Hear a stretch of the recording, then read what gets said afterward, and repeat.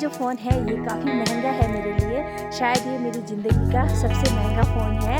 Hello everyone, नमस्ते। मैं हूँ राजी मार्तोले और आप सभी का स्वागत है हमारे इस खूबसूरत से जगह ओली से।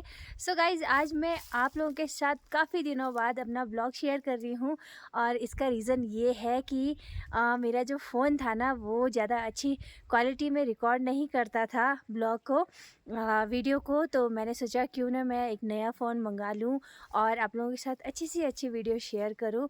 तो मैंने फ़िलहाल नया फ़ोन ले लिया है और कौन सा लिया है वो मैं आपको लास्ट में बताऊंगी, तो वीडियो को ज़रूर लास्ट तक देखना। और फ़िलहाल ये जो फ़ोन है ये काफ़ी महंगा है मेरे लिए। शायद ये मेरी ज़िंदगी का सबसे महंगा फ़ोन है। ना मैं आप लोगों को इसका परफॉर्मेंस दिखाती हूँ कि कैसा ये परफॉर्मेंस करता है, कितनी अच्छी इसकी क्वालिटी है। तो आप लोग मुझे ज़रूर बताना कि ये फ़ोन का क्लियरिटी आप लोगों को कैसा लगा। और ये जो मैं अभी वीडियो रिकॉर्ड कर रही हूँ ये इसका बैक कैमरा है। तो ये जो वीडियो अभी मैं रिकॉर्ड कर रही हूँ ये इसका फ्रंट कैमरा है। और बाकी अब इसके बाद जो भी मैं वीडियो रिकॉर्ड करने वाली हूँ वो मैं इसके बैक कैमरे से रिकॉर्ड करने वाली हूँ। ये है हमारे घर से सामने का व्यू और इस जगह को कहा जाता है ओली। और ओली में ना आजकल पूरी जो घास थी वो सूख चुकी है ठंड के वजह से और पूरा जो माहौल है वो पूरा ब्राउन सा दिख रहा होगा आप लोगों को। और इसी के ठीक सामने ये हैं बद्रीनाथ घाटी की पहाड़ियाँ जिन पर अभी बादल लगे हुए हैं। और बाकी 4-5 दिन पहले यहाँ पे बर्फ़बारी हुई थी, तो ऊपर ऊपर के पहाड़ों में बर्फ़ देखने को अभी नहीं मिल रहा है, लेकिन बर्फ़ है उन पे। और जितनी भी पहाड़ियाँ ये नीचे है ये बिल्कुल वीरान सी और सुनी सी हो रखी हैं। ये है हमारा सबसे पुराना वाला घर, इसको करीब 40 साल हो गए हैं। और इसी के जस्ट बगल में ये है हमारा सुंदर सा और प्यारा सा होम स्टे। और इसी के जस्ट नीचे ये लगा रखे हैं हमने सब्जियां, जो कि आजकल पाले से धीरे धीरे करके ख़राब होने लग गई हैं।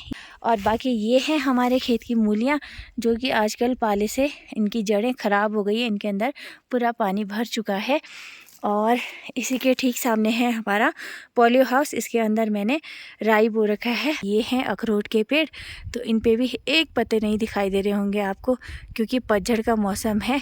घर के ठीक सामने ये हैं हमारे सेब के पेड़, जिनमें कुछ दिनों पहले ये पत्ते बहुत सारे थे और ऑरेंज कलर में थे, लेकिन आजकल ये देखिए पूरे पत्ते झड़ चुके हैं। में हम लोगों ने मटर बो रखे हैं, तो मटर काफ़ी अच्छी मात्रा में उग रखे हैं और काफ़ी अच्छे भी हो रखे हैं।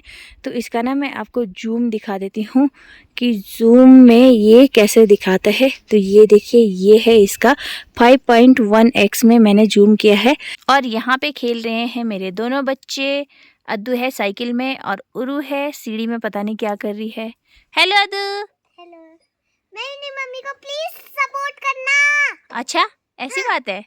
ये है बहुत सीली जगह जहाँ पे धूप बहुत कम मात्रा में लगती है।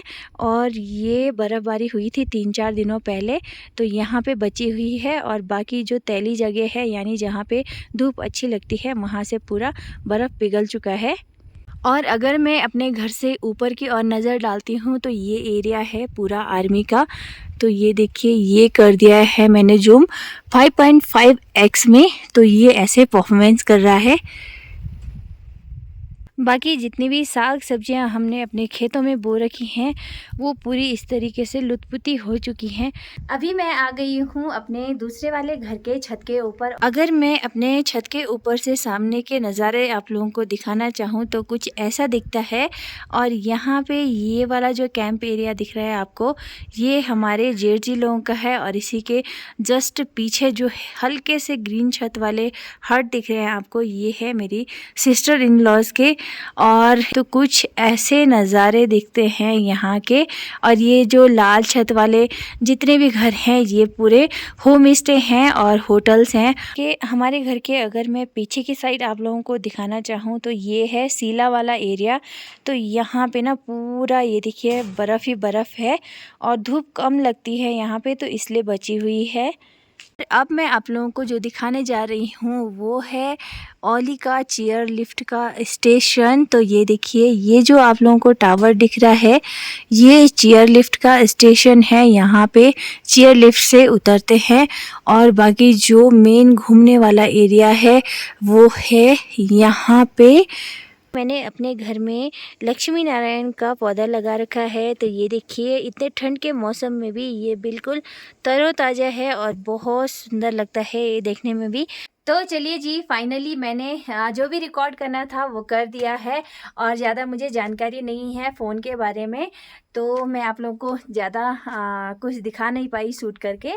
तो अब बारी आती है ये दिखाने की कि मैंने कौन सा फ़ोन लिया है और किस कंपनी का है और कैसा उसका कलर है। तो चलिए फिर वो दिखाती हूँ मैं आप लोगों को। ये देखिए, ये है मेरा न्यू फ़ोन iQOO का और इसका जो डब्बा है वो बहुत ही ज़्यादा सुंदर लगा मेरे को पर्सनली। और ये है मेरा नया फ़ोन जिसको कि मैं अभी तक यूज़ करी थी, ये सिर्फ मैंने आप लोगों को दिखाने के लिए इसमें रखा है। तो ये देखिए, ये कुछ आगे से ऐसा है और पीछे से इसका कलर कुछ ऐसा है। और बाकी इसमें आया था ये देखिए, इसके अंदर चार्जर रखे हुए थे। ये मेरा पुराना वाला चार्जर है और इसके साथ मुझे ये बुक मिला था। इसमें सब डिटेल्स लिखी हुई है रहती हैं, जैसे कि आप लोगों को पता ही है। और बाकी और तो ये देखिए, ये है मेरा नया फ़ोन। आप लोगों को इसका कलर कैसे लगा मुझे ज़रूर बताना कमेंट में। तो कलर की अगर मैं बात करूं तो मैंने ये कलर नहीं मंगाया था, मैंने कुछ और ही कलर मंगाया था, लेकिन ये दूसरा ही कलर आ गया था। तो ये भी अच्छा ही लगा मुझे, तो इसलिए मैंने इसको रिटर्न बिल्कुल भी नहीं किया। और जहाँ तक रही इसके रिव्यू की बात, तो इस रेट में मुझे इससे अच्छा फ़ोन कोई और नहीं लगा। तो चलिए फिर आज के इस ब्लॉग को यहीं पे एंड करती हूँ। अगर आप लोगों को अच्छा लगा हो तो लाइक कर दीजिएगा और चैनल को सब्सक्राइब ज़रूर कर दीजिएगा। मैं आपको मिलती हूँ अपने एक नए ब्लॉग में नए अंदाज के साथ। तब तक के लिए आप अपना ख्याल रखिए। Bye bye.